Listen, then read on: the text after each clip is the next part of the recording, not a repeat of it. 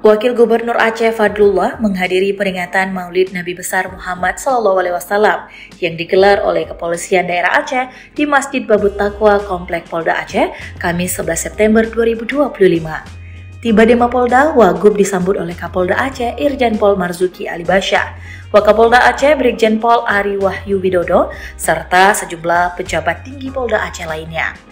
Usai menghadiri maulid di Mapolda, Wagub mengajak jamaah yang hadir di Masjid Babut Taqwa untuk mengambil pelajaran dari tausiah maulid yang disampaikan oleh Ustadz Umar Ismail. Wagub mengimbau ceramah Ustadz Umar penuh dengan pembelajaran dan pengingat. Sebelumnya, Ustadz Umar Ismail yang dihadirkan sebagai penceramah maulid dalam tausiahnya mengingatkan para jamaah untuk menjadikan peringatan maulid Nabi sebagai sarana mendekatkan diri pada Rasul, mempelajari dan menjadikan Rasulullah sebagai suri tauladan pada aktivitas sehari-hari. Terkait keutamaan salawat, Ustadz Umar mengutip sabda Rasulullah yang diriwayatkan oleh Tirmizi. Orang yang paling berhak menerima syafaatku di hari kiamat adalah orang yang paling banyak bersalawat kepadaku.